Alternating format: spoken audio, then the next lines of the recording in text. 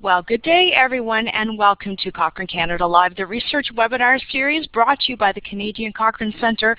I hope you're having a great day there. Just underneath your participant window, you should see a few emoticons. There's one that's a happy face. Why don't you just send me a happy face through to me if you're having a great day?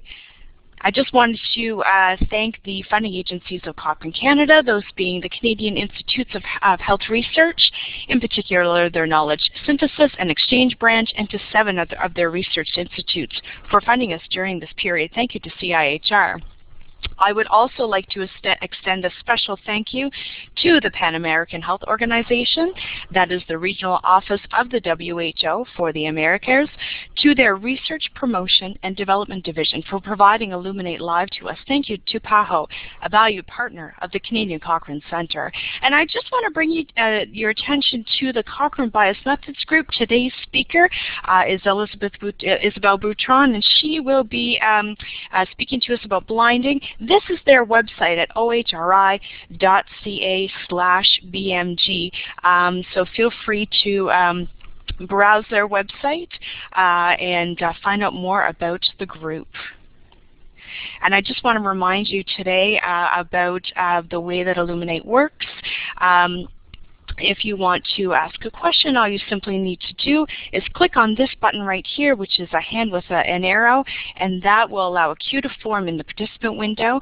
And when Dr. Boutron is ready to take your questions, she will instruct you, and you can simply click on that button and then activate your microphone. If you wish to send some emoticons through, you can use these here.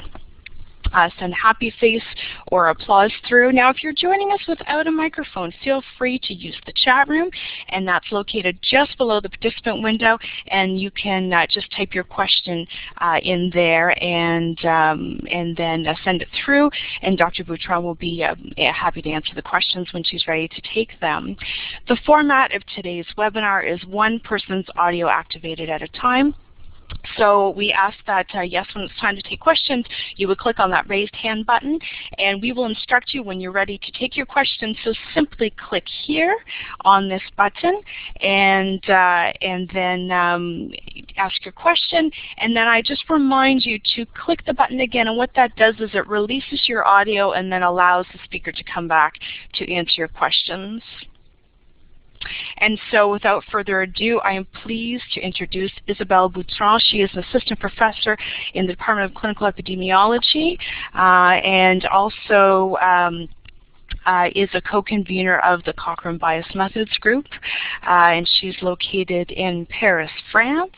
And so I am pleased to allow her to take the floor over. And so Isabelle, we welcome you and look forward to your presentation. Thank you. Thank you very much. Well, I'm delighted to do this webinar on taking the masks of blinding. As Adrian told you, I'm a clinical epidemiologist, so I'm involved both in the planning, conduct, analyze, and reporting of randomized controlled trials, and I'm also involved in the conduct of systematic review and meta-analysis for the Cochrane collaboration.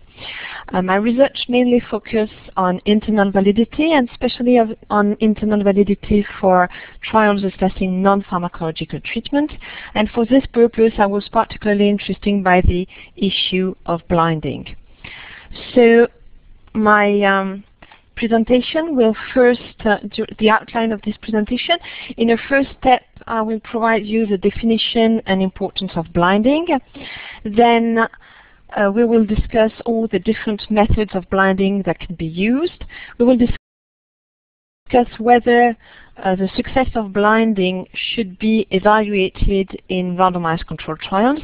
And finally, we'll finish to see how we should assess blinding in primary studies included in systematic reviews. So first, let's start by what is blinding and why is blinding important. So blinding refers to keeping people involved in a trial unaware of the assigned intervention so that they are not influenced by that knowledge. So blinding can concern several different people. It can concern the participants, those who are participating in the trial, like patients, but also the healthcare provider who is administrating the treatment, the data collectors who are responsible for collecting the outcome data, the outcome assessors who will really assess the outcomes, and very often the healthcare providers, data collectors, and outcome assessor are a single person, and it will be the investigators. But blinding can also concern the data analyst and the manuscript writer. So blinding, authors of randomized controlled trials frequently use different blinding terminologies such as single blind, double blind, and triple blind. But Philippe Devreau and colleagues, who published an article in JAMA in 2001, demonstrated that this terminology is very inconsistently used by authors. In fact, they did a survey first on physicians, asking them what is their definition of single blind, double blind, and triple blind, and they also review all the textbooks to identify the different definitions.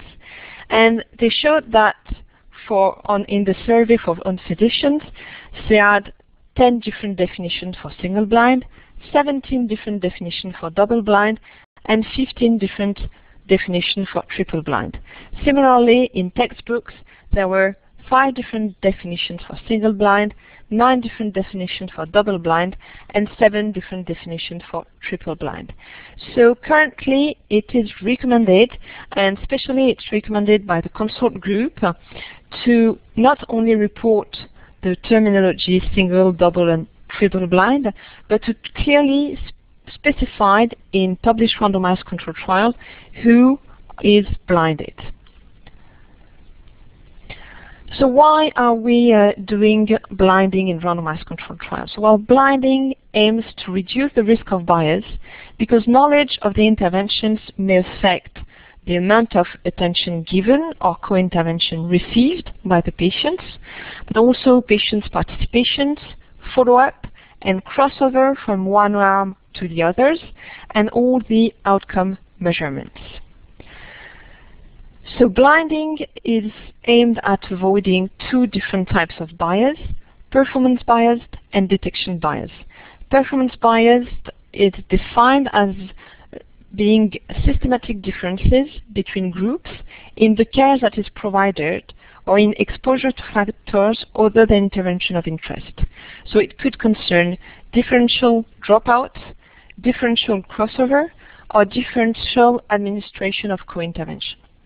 The other type of bias concerns detection bias, which is defined by a systematic difference between groups in how outcomes are assessed. So what evidence do we have that blinding is important? But, well, we don't have so many evidence, so many direct evidence. There is one trial that is very frequently highlighted, is that it is a trial published by Nosworthy in 1995 in Neurology. So this trial was a randomized controlled trial for patients with multiple sclerosis that aimed to compare plasma exchange to a placebo of plasma exchange. So in these trials, patients were blinded. They did not know whether they had a plasma exchange or a placebo of the plasma exchange. The treatment was provided by an unblinded neurologist, and patients were evaluated by first a blinded neurologist, but also by the unblinded neurologist. The outcome was a change in the EDSS score, which is a score that is evaluated from the neurologic evaluations of assessment of patients. And so as you can see on this slide, the assessment from the blinded neurologist and the unblinded neurologist differed. For patients randomized in the plasma exchange groups, the blinded neurologist identified a worsening of the patients more early than the unblinded neurologist. The blinded neurologist started to see that the patient had a worsening of their health status from 1 year, with a maximum at 2 years, while the unblinded neurologist identified a worsening only from 2 years, with a maximum at 2.5 years. In the placebo group, it was different. The blinded neurologist identifies a worsening of patients after the unblinded neurologist.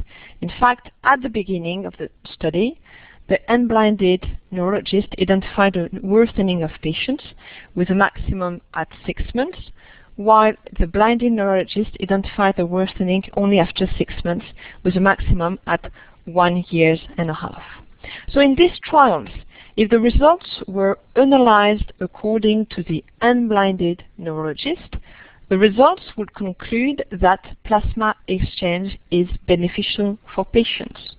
On the contrary, if the results were analyzed according to the blinded neurologist, the results would be that there is no difference between plasma exchange and placebo. So which is a very important and highlights the importance of bias in such trials. Another example has been published in the JAMA in 2010. This example comes from a study, a randomized controlled trial, that was an open randomized controlled trial comparing rosiglitazone to a control group.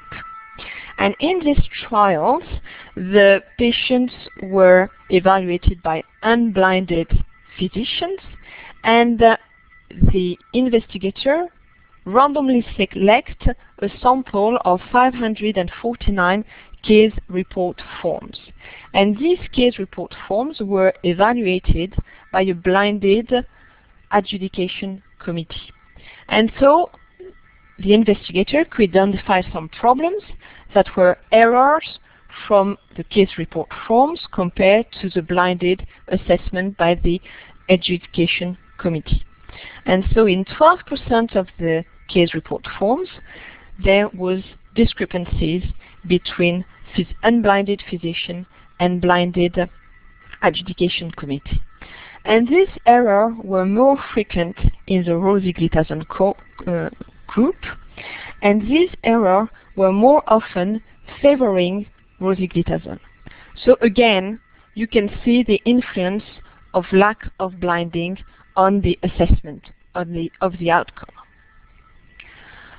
Other evidence of the importance of blinding and the fact that lack of blinding is responsible of bias comes from meta-epidemiologic studies. So when someone is performing a meta-epidemiologic study, they identified a large number of meta-analyses, and then there is a comparison of the treatment effect estimates within each meta-analysis according to whether the trial is double-blind or whether the trial is not double-blind. And this allows the estimation of odds ratio, comparing double-blind trials and trials not reporting as being double-blind. So the ratio of odds ratio will be equal to the odds ratio in trials where blinding is not reported, and divided by the odds ratio of trials that were reported as being double-blind. And so consequently, a ratio of odds ratio inferior to 1 is equivalent that can be interpreted as that showing that the treatment effect estimate is lower in double-blind trials compared to other trials. So for example, a ratio of odds ratio equal to 0.83 can be interpreted as being an overestimation of 17% of the treatment effect in trials not reported as being double-blind. And then, so you calculate a ratio of odds ratio for each meta-analysis, and then you perform a meta-analysis of all the ratio of odds ratio to estimate the overall ratio of odds ratio across all meta-analyses. So what are the results of these meta-epidemiologic studies?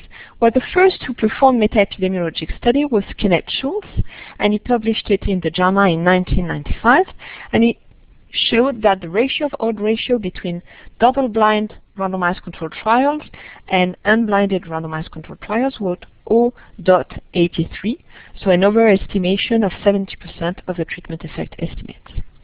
Other meta-epidemiologic studies as the meta-epidemiologic studies published by David Moore in The Lancet in 1998, or the meta-epidemiologic study published by Bill Dahl in International Journal of Epidemiology of 2007, showed inconsistent results. But more recently, Leslie Wood published in the BMJ a meta-epidemiologic study that was stratified according to different outcomes. So in this meta-epidemiologic study, in the first step, they calculated the ratio of odds ratio for all the trials and all the meta-analyses, and their results showed that the ratio of odds ratio was 0.93, and it was not statistically significant. Then the authors stratified the analysis according to the type of outcomes. When the outcome was all cause of mortality, the ratio of odds ratio was equal to 1, so with no difference between double-blind randomized controlled trials and randomized controlled trials that were not reported as double-blind, whereas for other outcomes that were not all cause of mortality, there was an overestimation of treatment effect in trials that were non-blinded. Similarly, for objective outcomes, there was no difference between blinded and unblinded trials, whereas for subjective outcomes, there was an overestimation of the treatment effect of 25%. So all these studies, individual studies or meta-epidemiologic studies, show that there is probably some influence of blinding on the treatment effect estimates, and there are probably a risk of bias, especially when the outcomes is subjective outcomes in trials where blinding is not performed. So now there's some time for questions, so if you have any question, please do not hesitate. Okay, so if you wish to ask a question, again, there's a button just below the participant window to the bottom left. It's a hand, so you just click on that and a queue will form, and then we are happy to answer your question. If you wish not to use a microphone, or if you're joining without a microphone, simply add your question into the chat room. And so I'll just allow a moment. I think there might be one coming through, and then we can answer it. For those of you who weren't able to join us when I did the introduction, Dr. Boutron is an assistant professor in the Department of Clinical Epidemiology at the University of Paris-Descartes. She's also a co-convener of the Cochrane Bias Methods Group. And what I didn't mention first round, she's also connected with the French Cochrane Center, which we're very happy about to have her formally connected in many ways. So thank you, Dr. Boutron. So the question that has come through is, how does the effect of blinding relate to allocation? Isabelle.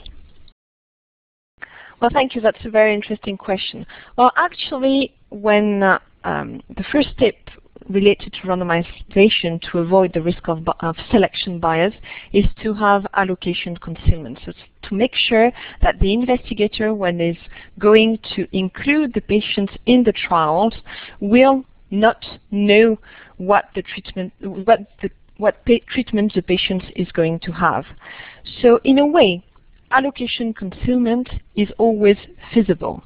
On contrary, blinding is coming after the patients are allocated to one treatment or the others. So blinding is sometimes not feasible. So that's why it's really important to distinguish allocation concealment and lack of blinding. Any other questions? Okay, well, perhaps we can move on. So now I would like to discuss with you all the different methods of blinding. So blinding, it's necessary to avoid the risk of bias, but of course blinding is not always feasible. And I'm sure you wouldn't be very happy to participate in a randomized controlled trials assessing a surgical procedure where the surgeon is blinded to the treatment that he must administer. We did a study to try to compare the feasibility of blinding for patients, care providers, and outcome assessor between pharmacological and non-pharmacological treatment in the field of hip and knee osteoarthritis. So as you can see on this slide, blinding was considered as being feasible in almost all trials for pharmacological treatment for patients, for care providers, and for outcome assessor. On contrary, blinding was considered as being feasible in only 42% of the non-pharmacological trials for patients, 12% of the non-pharmacological trials for care providers, and 1/3 of the non-pharmacological trials for outcome assessors. There is also an important issue when blinding is performed, but the success of blinding is questionable. This was highlighted in a trial that evaluated zinc treatment for common cold. In this trial, zinc treatment was compared to a placebo. And zinc treatment and the placebo treatment had a similar shape. However, when you administer zinc to a patient, there's a very, very specific taste and very specific aftertaste of zinc. And there was a very important hunches of patients saying that anything tasting as bad as zinc and with as much as aftertaste as zinc must be a very good medicine and must consequently be efficient. So in this trial, if you just look whether the trial is double-blind randomized controlled trials, you will consider that there is a low risk of bias. But if you think about whether blinding worked, whether the success of blinding was good, well, probably the success of blinding is very questionable in these trials, and there might be a high risk of bias. It was the same issue that was highlighted for the beta blocker heart attack study trials that compare beta blocker, propranolol, to a placebo. The study was reported as being a double-blind randomized controlled trials, but heart rate change was a major cause of treatment identification, and probably this blinding was not successful in these trials, and the risk of bias might have been high in these trials. So it's quite important to identify the difference of methods of blinding to be able to accurately evaluate the risk of bias related to blinding in a randomized controlled trial. So we try to identify this method and to classify this method for non-pharmacological treatment and for pharmacological treatments. So for pharmacological treatments, to obtain a blinded randomized controlled trials, there's 2 steps. In the first step, it's important to establish blinding. And most of the time, to establish blinding, we use an identical placebo. So it should be a centralized preparation of an identical placebo, or when we are comparing 2 different active treatments, if the treatment could be put in tablets, embedded in a hard gelatin capsule. When the treatment has a very specific flavor, we could use specific flavor to other specific and intense flavor to mask the taste of the experimental treatment.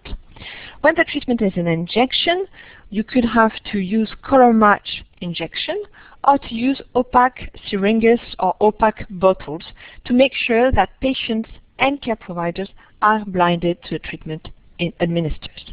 And sometimes, because blinding of the operator will not be possible, or the care provider will not be possible, it's possible to have an unblinded operator that will do the injection, but he won't be involved in other part of the study procedure. So he won't be responsible of the follow-up of patients, and he won't be responsible of the administration of co-intervention for patients. Finally, when you are comparing 2 treatments that have different mode of administration, for example, an injection compared to pills. So in these trials, when we want to compare 2 injections, 1 injection in the morning and 1 injection in the evening, to 3 pills administered in the morning and 3 pills administered in the evening, we have to use a double-blind procedure. So patients randomized in the treatment A will receive the 2 injections of active treatment, and will also receive to placebo of treatment B. And patients randomized in the treatment B will have the 3 pills of treatment B in the morning, 3 pills of treatment B in the evening, but they also have 2 injections of placebo. So this is a double-blind procedures. A second step for pharmacological treatment is to have methods to maintain blinding during the trials. So you make sure that your 2 treatment, placebo treatment and active treatment, or experimental treatment and control treatment, are similar at the beginning of the trial, but you have to make sure that blinding will be maintained throughout the trials. And blinding, and patients or care providers could be unblinded because of a dosage modification. For example, for treatment like anticoagulation treatment, you have to modify the dosage of the treatment according to biological tests. And so if you have anticoagulation treatment compared to placebo treatment, of course, in the placebo treatment, you won't have any modification of your biological test. So to maintain the blinding, you have to do specific and innovative procedure. For example, you could generate a sham results for the placebo group. So the placebo group will have to modify the dosage of the placebo according to the results of the biological test. Or you could imagine to have a centralized dosage modification, so it will be the pharmacy who will modify the dosage of the treatment for both patients. Another reason for unblinding patients and care providers during the study is when you have specific side effect. It could be specific side effect on biological test, or it could be specific side effect like clinical manifestations. So what could we do to limit the risk of unblinding because of this side effect? First step, if it's specific side effect on biological test, it could be a centralized assessment of this biological test. So this means that the care provider won't have access to the biological test, and the biological test will be evaluated by other physicians. When the side effects are related to clinical manifestations of patients, you could imagine that patient will be partially informed of the side effect that they can have. And in some trials, but it was quite all trials, there was a use of active placebo. This was proposed particularly for trials evaluating antidepressive treatment that had a very frequent side effect, such as patients having dry mouth. So if you're comparing an antidepressant treatment to a placebo treatment, all the patients in the antidepressant group will have a dry mouth and will complain of a dry mouth, and blinding will not be maintained. So in these trials, the investigator used an active placebo. So it will be a placebo that have no beneficial effect, but that will provide adverse effect of the experimental treatment, with patients having also a dry mouth. But of course, these trials are all trials, and probably it will be very difficult from an ethical point of view to use such active placebo currently. Finally, a way to avoid this side effect would be to organize a systematic prevention of the side effect by providing other treatments to patients. So these were the methods used for pharmacological treatments. For non-pharmacological treatments, blinding is more difficult to achieve, and the methods of blinding are more complex. So first, we could attempt to have patients fully blinded of the treatment they received. So the method of blinding will vary according to the non-pharmacological treatment evaluated for surgery, devices, or participative intervention such as rehabilitation or education. For surgery, to obtain a full blinded of patients, we have to use a placebo of surgery. So what is a placebo of surgery? Well, a placebo of surgery relies on the use of a simulation of the procedure. So in these trials, the surgeon is transformed in an actor. So the surgeon will simulate the surgical intervention and will not do the surgical intervention for patients randomized in the placebo group. So this has been proposed in several trials, and particularly in the sham arthroscopy trials. And so I'm just going to go to the next slide, and I'll come back to the slide after. So in the sham arthroscopy trials, patients were randomized either having an arthroscopy lavage for their knee osteoarthritis or having the placebo of the arthroscopy lavage. All patients had a very small and very short anesthesia. Patients randomized in the arthroscopy lavage group had the interventions, and patients randomized in the placebo group had the very short anesthesia and had only a very small incisions in front of their knee, and with the surgeon simulating the intervention, making noise with the instrument, mobilizing the knee, and making sure that the patients think that they had the intervention. This has been proposed in other randomized controlled trials, and one quite frequently used example is a trials evaluating transplantation of embryonic dopamine neuron in the brain for patients with Parkinson's disease. So this was a double-blind randomized controlled trial, and patients were either randomized to transplantation of embryonic dopamine neuron, or they were randomized in a placebo treatment. So in these trials, all patients had 4 twist drill holes made through the frontal bone after local anesthesia to place the tissue implant. But patients randomized in the placebo group, for patients randomized in the placebo group, the surgeon simulated the intervention and did not penetrate the dura mater.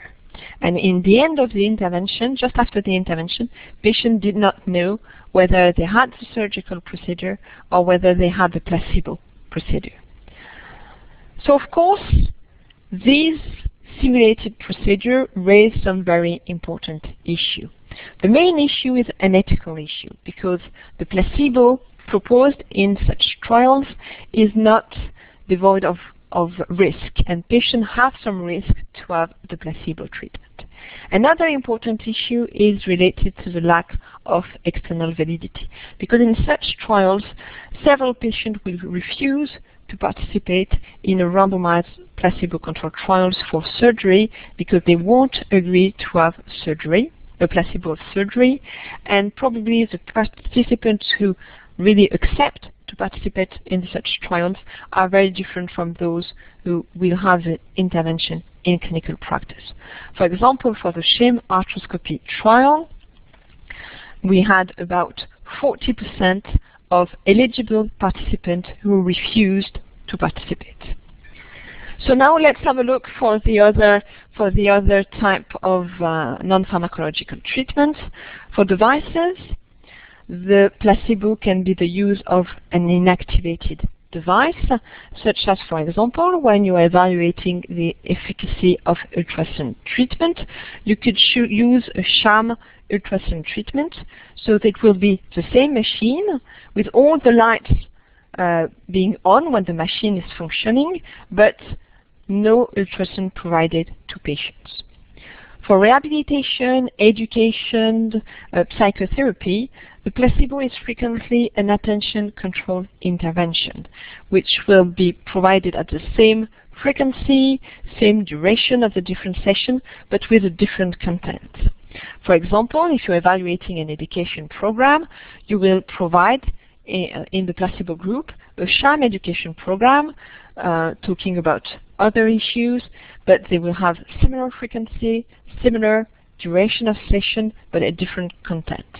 Or, for example, if you're evaluating a rehabilitation program, the attention control intervention could be massage provided to patients randomized in the control group with similar frequency and similar duration of session. The issue of such placebo is first that it's not really a full blinding of patients because the interventions are different. And another issue is that it probably underestimates the treatment effect. In fact, in participative intervention like rehabilitation or education, the treatment effect we would like to measure comes from the intervention itself, the content of the intervention itself, but also it comes from the relationship between patients and care providers. So when you're doing a randomized controlled trials, comparing the rehabilitation intervention to an attention control intervention, the treatment effect that you are going to measure concerns only the content of the intervention, and you won't take into account the patient care provider relationship.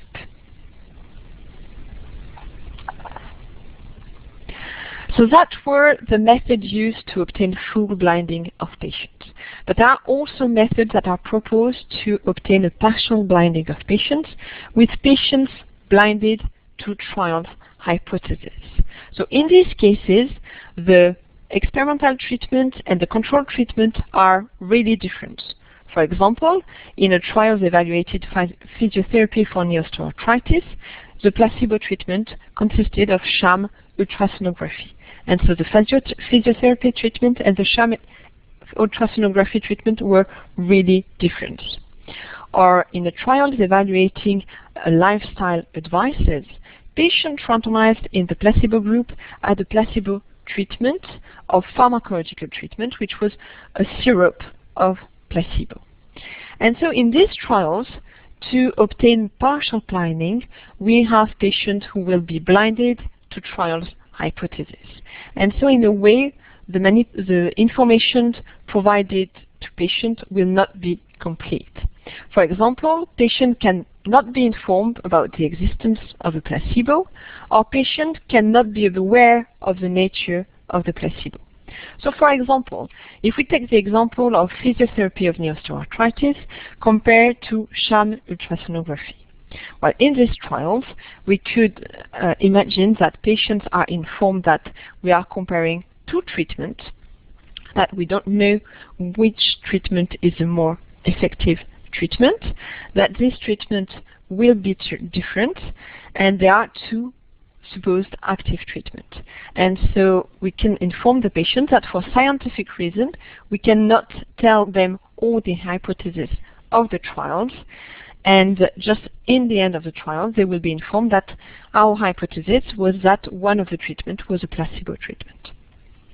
Or patients could be informed that we are comparing two treatments, one active treatment to a placebo treatment, but that for scientific reasons, we cannot inform them of the nature of the placebo. And so they won't know whether the placebo is a ultrasonography or whether the placebo is the physiotherapy intervention that could be an attention control intervention. So of course, these methods are really specific and raise also some issue because blinding is not complete. So that were the methods related to blinding of patients. But as I show you in the first part of the presentation, it's really important. Blinding is particularly important according to the outcomes. So even if blinding of patients and care provider is not possible, it is very important to try to have a blinded outcome assessment. So how can we have a blinded outcome assessment when patients and care providers are not blinded? Well, a first way would be to have a non-centralized assessment.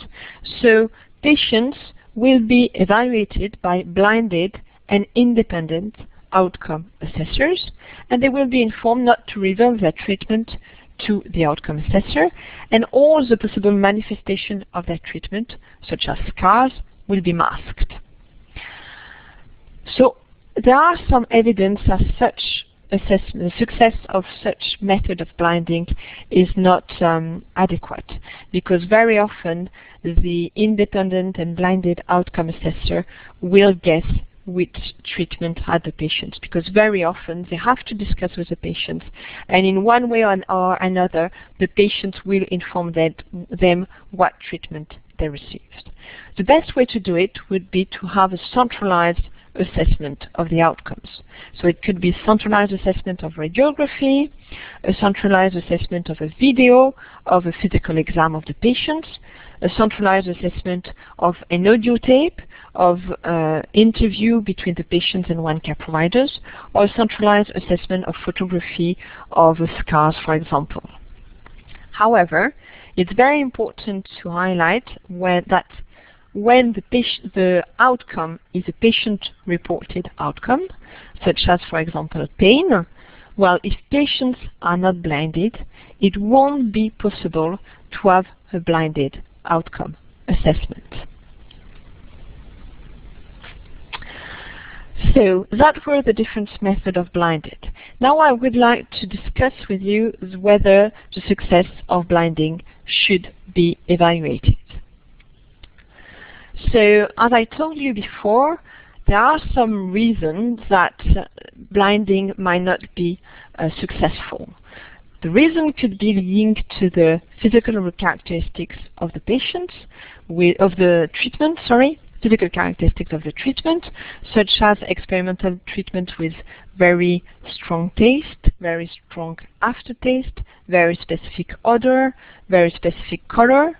It could also be linked to the shape, the size, or the route of administration of the experimental treatment. The failure of blinding could be also related to very specific adverse events related to the administration of the experimental treatment, but it could also be related to the therapeutic effect. In fact, if patients are feeling better after having the experimental treatment, they could guess that they received the experimental treatment. And of course, all these blinding failure suppose that patients have an accurate knowledge of all the possible effects of each treatment. So if patients do not know that the experimental treatment can provide side effects while the comparator do not provide a similar side effect, he won't be able to guess which treatment he received. So in the first version of the consult statement, which are international recommendations of how one should report a randomized control trial. So in the consult statement of 2001, there was a specific item dedicated to the success of blinding. So it was the item 11B that indicated that authors should report how the success of blinding was evaluated. And there were some trials that worked on this issue. And Ferguson and colleague published in the BMJ in 2004 a study, and they systematically evaluated whether published randomized control trials evaluated or reported the evaluation of the success of blinding. And they highlighted that only 8% of the trials provided evidence of the success of blinded. And in the end of the articles, they recommended that the item 11B of the consult statement should be revised to require the assessment of blinding for all double-blind randomized controlled trials. The results were confirmed by other studies, and in particularly studies performed by Asbjørn Robertson that showed that only 2% of randomized controlled trials actually evaluated the success of blinding. We tried to evaluate in trials that did evaluate the success of blinding how the success of blinding was assessed. So we performed a systematic review. We identified 90 reports, and our results highlighted that the main method used to assess the success of blinding was to ask subjects, patients, care providers, or outcome assessor to guess the treatment assignment during a randomized control trial assessing an intervention. Our results also highlighted that the methods were very inconsistent regarding to the timing of assessment, whether it was once at the beginning of the trials, once at the end of the trials, or at each follow-up visit. The modalities of answering, so whether patients were allowed to answer that they didn't know, whether they had the experimental treatment or the control treatment, and regarding the statistical analysis used. But David Sackett raised the issue of whether or not we should evaluate the success of blinding. In fact, his argument was that we should not evaluate the success of blinding because asking subject, patients, care providers, or outcome assessor to guess their treatment assignments actually test for hunches concerning treatment effectiveness, but not for blinding. Let me give you an example.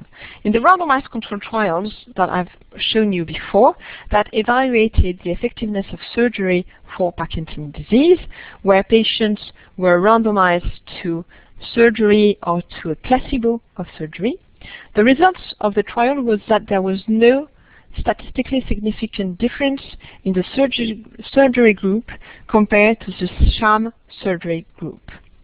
And the investigator evaluated the success of blinding, and they asked patients to guess which treatment they received at each follow-up visit.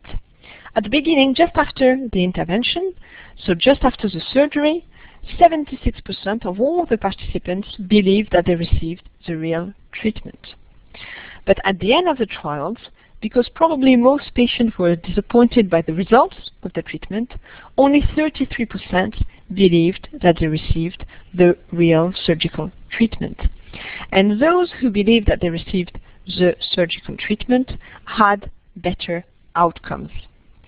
So their guess, in fact, is related to the treatment effect, the beneficial effect they had after the treatment, and not to whether blinding was effective or not. So following these different studies, the consort statements were updated, and the 2010 consort statement changes the item related to whether blindness should be tested, and now the mention on how the success of blinding might have been evaluated has been removed, and there's no mention on whether we should evaluate the success of blinding. Another issue when people try to evaluate the success of blinding is that by asking patients which treatment they received, you must influence patients, and they might modify their way of being, and they might try to identify which treatment they received. So it could have an adverse effect to ask patients to evaluate the success of blinding. So now I will leave you some time for questions on either the different methods used to blind patients or on whether or not we should evaluate the success of blinding. Thank you, Isabelle. That was very interesting. Again, you can send your questions either through the chat room, and Isabelle will be happy to answer, or if you wish to use your microphone, you just simply click the hand icon that appears to the bottom left of the participant window. And so I'll just allow a minute for questions to come through. And just for reference, at the end of the session, I will send through a copy of Isabelle's presentation for your records. So I'll just allow another minute. Okay, Avtar, why don't you go ahead and ask your question? So the question is that when you looking for success of blinding, if you ask the question to the patient during the trial that would they guess what treatment they got, and if they don't know it, they will try to explore all the options to know which treatment they are, whether they are placebo or active drug, and this could affect the outcome to some extent. So that's why I think this is not the best way of that we should ask. We should know about the success of the blinding.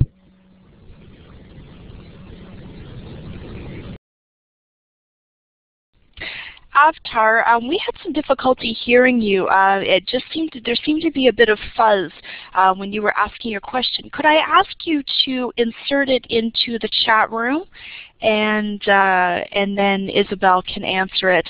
Another question came through. So this person is wondering, Isabelle, if you have any information on the effect size of blinding or lack thereof in the subjective outcomes such as VAF pain. Also, is there any difference in the effect with regard to different research personnel being blinded? And Avatar, we can get to your question after Isabelle answers this one. Thank you. Yeah, thank you very much for this very interesting question. Well, I would say that as soon as the outcome is subjective, you have to consider that lack of blinding will be an important risk of bias. As shown by Leslie Wood, there was about 25% of overestimation of the treatment effect when the outcome was subjective. And subjective outcomes are clearly like pain, like questionnaire that patient must complete on their functional status. With regard to the effect according to the different research personnel being blinded, there are currently no much evidence because all the meta-epidemiologic studies only focused on whether the trial was reported as being double-blind or was not reported as being double-blind. So there has not been specific work on who was blinded and what was the influence on the treatment effect according to who was blinded.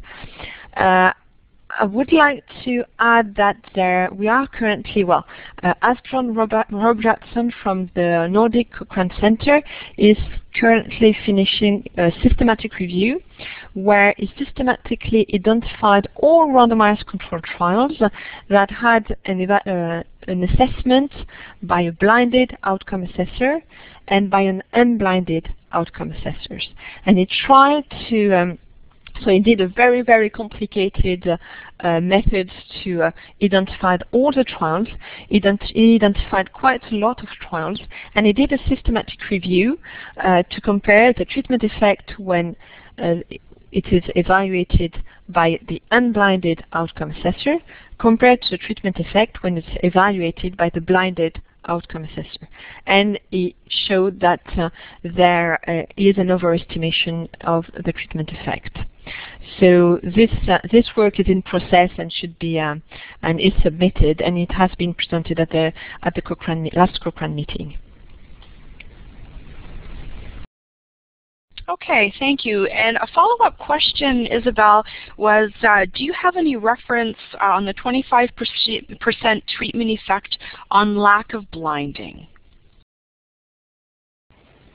Well, it's mainly on the work done by Leslie Wood, but I could add more reference if you wish on the slide, and I could send them to you. Okay, wonderful. And then one more question. If we ask the patients about the success of the blinding during the trial, it may affect the outcome as the patient may try to explore all the options to know the nature of the treatment he or she has been getting. Is it not a bad idea of knowing the success of blinding? Isabelle. Yes, clearly, it was the objective of my talk. First, well, the conclusion of this section is that we should not evaluate the success of blinding in a randomized controlled trials. You can evaluate the success of blinding, but it should not be during a randomized controlled trial. It should not be in a randomized controlled trial because, as you clearly highlight, it will influence the patient, and the patient will try to explore all the options to know the nature of the treatment he has been getting. And the second very important issue is that, in fact, you're not evaluating the success of blinding. You're just evaluating the hunches patients have about the success of the treatment. So if you imagine you have an active treatment compared to a placebo treatment, and so all patients who will feel better will say, oh, I received the active treatment. And perhaps in the end, the active treatment is worse than the experimental treatment. So it's just related, you're not evaluating the success of blinding, you're just evaluating what patients think which treatment is the best.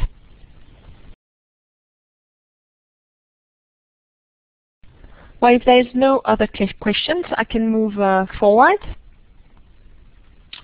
So now I just wanted to discuss with you how blinding should be assessed in studies that are included in systematic reviews or meta-analyses, and particularly for Cochrane systematic reviews. So as you probably all know, there is a recommendation by the Cochrane collaboration when we evaluate the risk of bias of randomized controlled trials included in systematic reviews or meta-analyses to evaluate the risk of bias with the risk of bias tools. This risk of bias tools has been introduced by the Cochrane collaboration. It initially had 6 domains.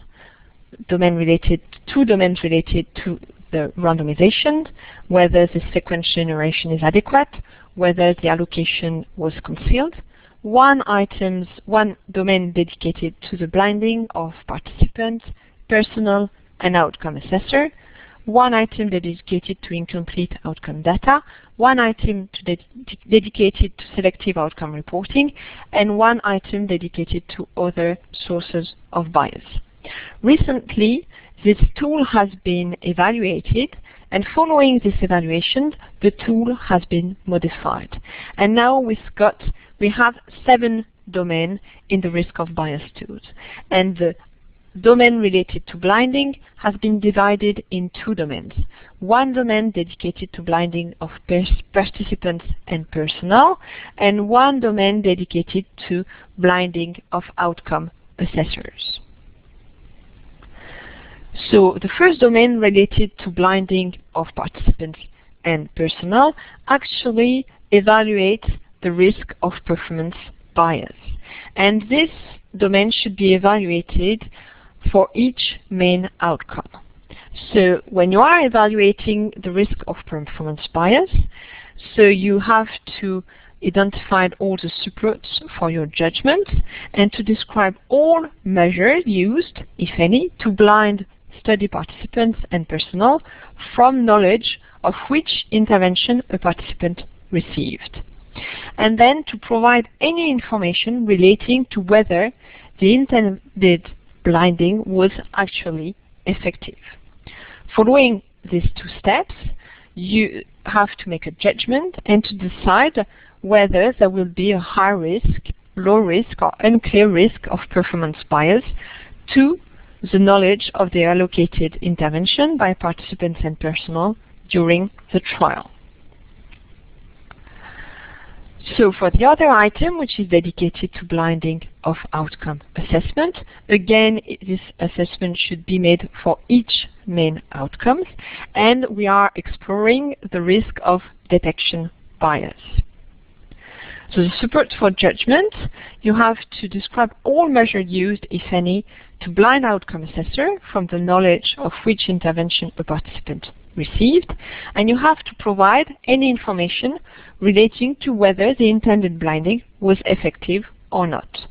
And then you have to make a judgment and to decide whether there is a high risk, low risk, or unclear risk of bias or detection bias due to knowledge of the allocated intervention by outcome assessor.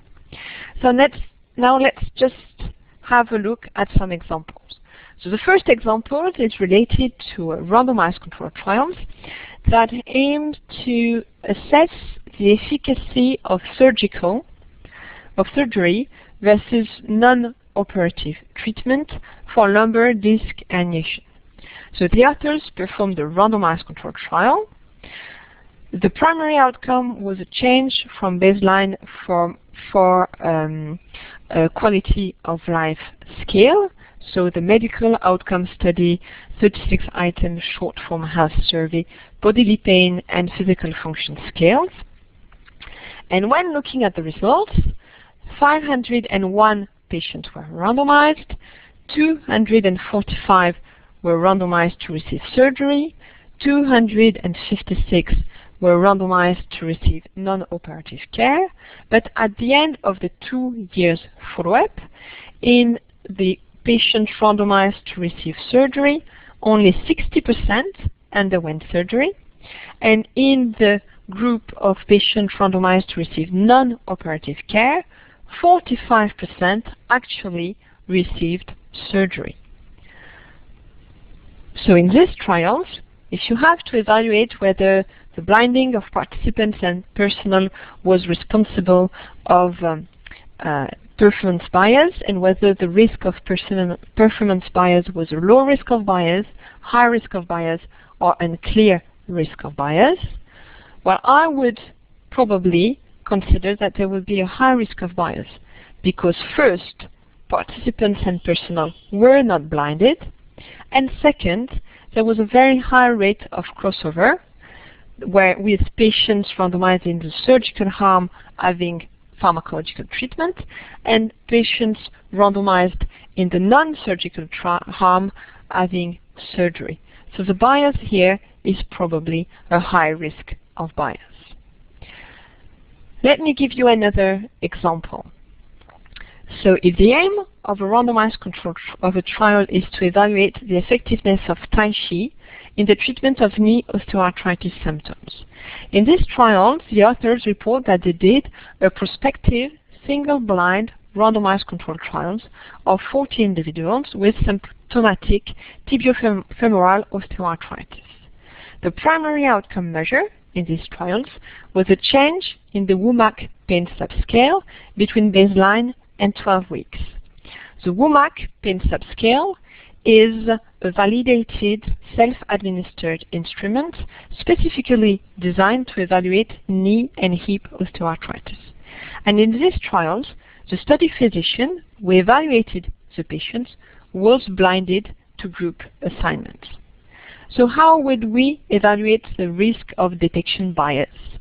Will it be a low risk of bias, a high risk of bias, or unclear risk of bias? Well, clearly, in this study, I would also quote it as a high risk of bias, because first, the outcome is a subjective outcome, which is change in the WOMAC pain subscale. Second, the outcome assessor is the patient, because the outcome is a patient's reported outcome. So the outcome assessor, it's not the physician, the blinded physician who is going to examine the patient, but the outcome assessor is the patient. And consequently, the outcome assessor is not blinded, because patients are not blinded in this study. So this is a very important example, because very often the authors report that the study is single blind and that the data collector was blinded, but the data collector will be only a blinded physician who will provide the questionnaire to the patient, but the outcome assessor, who is the patient, will not be blinded. And in this situation, you have to consider that there is a high risk of bias. So let me give you some other examples.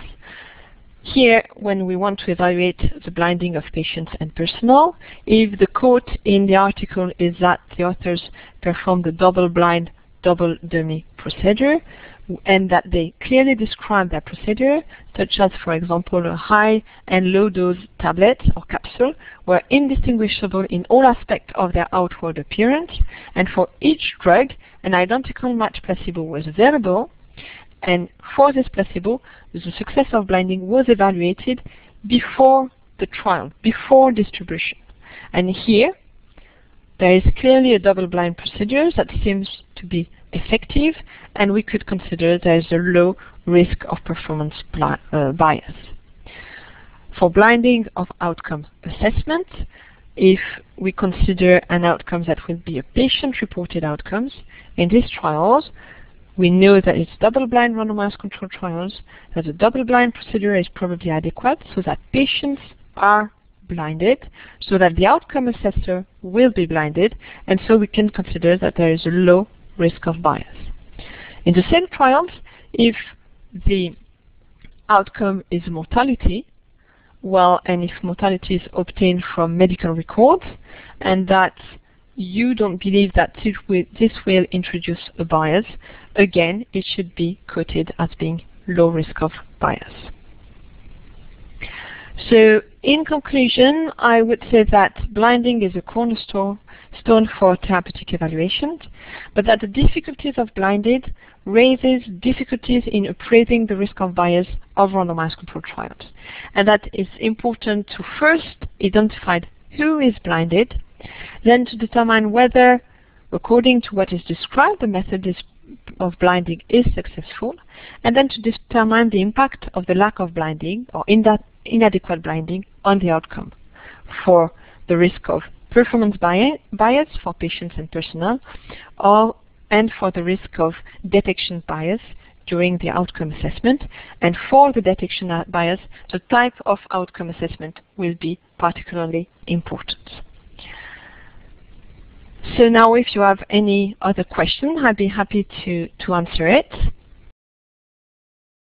Yes, we did have a question come through. It was in regard to the SPORT trial, and this individual is saying that we know that it was then presented as a cohort study as opposed to an RCT. What do you think of this strategy given the high risk of bias as an RCT? For the sports trial, actually the authors did two trials. One who was a randomized controlled trial, aimed at being a randomized controlled trial, and the other one who was clearly a cohort trial for patients who did not accept the randomization. And I think that clearly, because we had such an important crossover in the randomized controlled trials, that it's important, there is a high risk of bias, and that it's probably should be interpreted as being a non-randomized controlled trials. So if there are any other questions, we could take probably another question. You can just send it through the chat room. And so, Isabelle, just coming back to your PowerPoint, I know there was one reference you were going to dig up with regards to a question. Did you want to do that first and then we can circulate the PowerPoint, or just send the reference by email afterwards? If that's fine for you, I will send it by email afterwards, but very quickly. I think it would be better if people can have the PowerPoint very quickly. Okay, great. Then I'm happy to send that through to all of you. There might be another question come through, so I'll just allow one moment. And what I can do is I can start to transfer the PowerPoint in the evaluation form. If you could take a moment to complete the evaluation form. Give us some feedback on using Illuminate. If you have any other ideas for future webinars, I would be grateful to hear from you. And so I believe that is the end of today's session. Thank you, Isabelle, for your very interesting talk. I know that I learned a few things that I didn't know, and yes, I agree with the applause there. Thank you to all of you for attending and for asking questions. I do remind you to complete the evaluation form and then email it back to us at ccnc-iph@uottawa.ca. And thank you once again for joining us today. Have a great day.